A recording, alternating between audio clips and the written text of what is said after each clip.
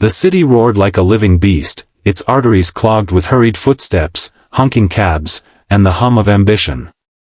Skyscrapers loomed overhead, their glass facades reflecting the chaos below, while the autumn wind carried the scent of coffee, exhaust, and forgotten dreams.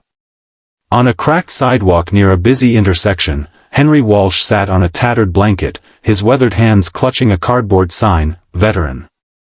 Hungry. Please help."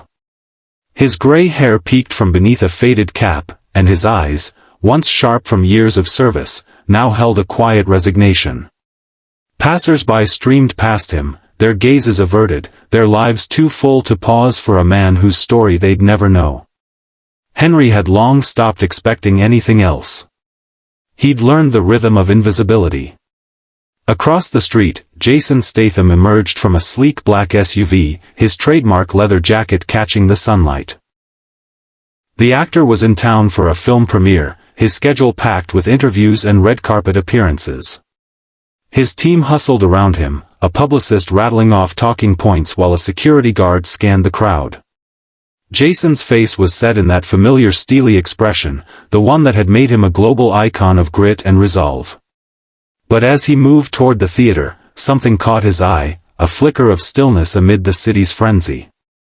It was Henry, sitting cross-legged, his sign trembling slightly in the breeze. Jason paused, ignoring the publicist's nudge to keep moving. He watched as a young couple stepped over Henry's blanket without a glance, as a businessman dropped a half-empty coffee cup into a nearby trash can, as a mother pulled her child away from the dirty man. Something tightened in Jason's chest. He'd grown up in tough neighborhoods, scraped by on little, and knew the sting of being overlooked.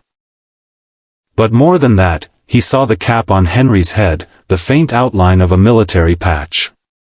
Jason's father had been a soldier, and stories of sacrifice had shaped him. This man wasn't just a stranger, he was a brother to someone, a hero to others, reduced to a shadow on the pavement. "Hold on," Jason said, his voice low but firm. His team froze, confused, as he crossed the street, weaving through the crowd with the same purposeful stride he brought to his action roles. Henry didn't notice at first, his head bowed, lost in the rhythm of his own survival. It wasn't until Jason's boots stopped in front of him that he looked up, startled by the figure blocking the sun. "Hey, mate," Jason said, crouching to meet Henry's eyes. His voice was softer now, stripped of the Hollywood bravado. "You served?" Henry blinked, caught off guard. People didn't talk to him, not like this. "Yeah," he rasped, his voice rough from disuse. "Marines. 2 tours. Long time ago." Jason nodded, his jaw tight. "My dad was Royal Navy. Told me men like you are the backbone of everything." He gestured to the sign. "What's your story, if you don't mind me asking?" Henry hesitated, unsure if this was pity or something real. But there was no judgment in Jason's eyes, only a steady focus that made Henry feel seen for the first time in years. He spoke haltingly at first, then with more weight, about enlisting at 18, about the desert heat and the brothers he'd lost, about coming home to a world that didn't know what to do with him. A bad divorce, a string of odd jobs, and a spiral that landed him here, on this sidewalk, with nothing but memories and a sign. Jason listened, unmoving, even as his publicist hovered nearby, tapping her watch. The crowd began to notice, phones emerging to capture the moment, but Jason didn't flinch. He wasn't here for a photo op.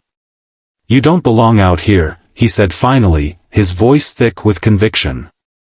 "Let me help you get back on your feet."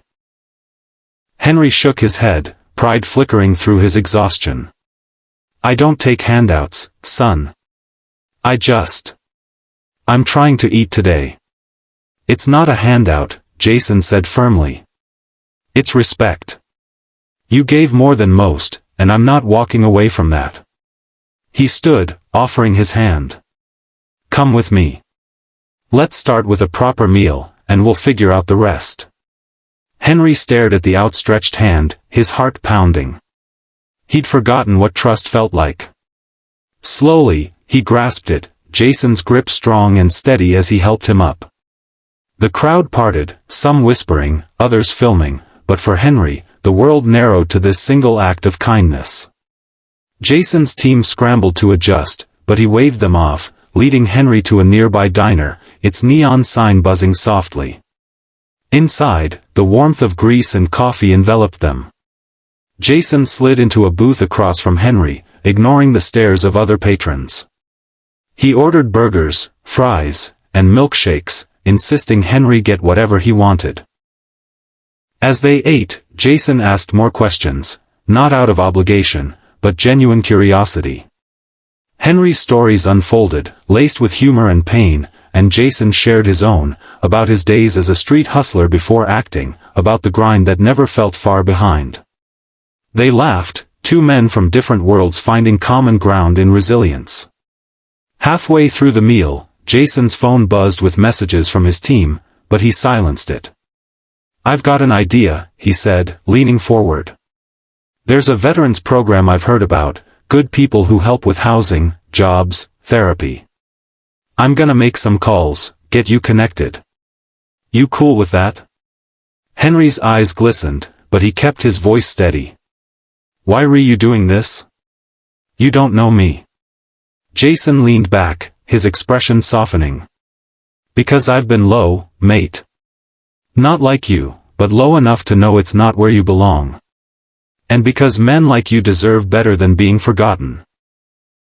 By the time they left the diner, Jason had already contacted a friend who ran a nonprofit for veterans. Within hours, Henry was on his way to a temporary shelter with a caseworker assigned to help him navigate benefits, job training, and counseling. Jason covered the costs quietly, ensuring Henry wouldn't feel indebted. Before they parted, Jason handed him a card with his personal number. "You need anything, you call. I mean it."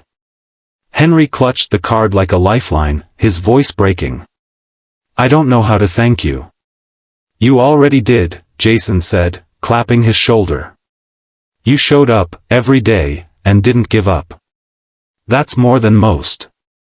As Jason returned to his world of lights and cameras, Henry stood taller, a spark of hope rekindled. The city still roared, but for the first time in years, Henry felt part of it again, not invisible, but alive. Word of Jason's act spread, not through his own doing but through the videos and stories shared by onlookers. It wasn't the headlines that mattered, though. It was the quiet ripple of kindness, the moment two strangers became brothers, and the reminder that even in a bustling city, one person's choice to stop could change everything.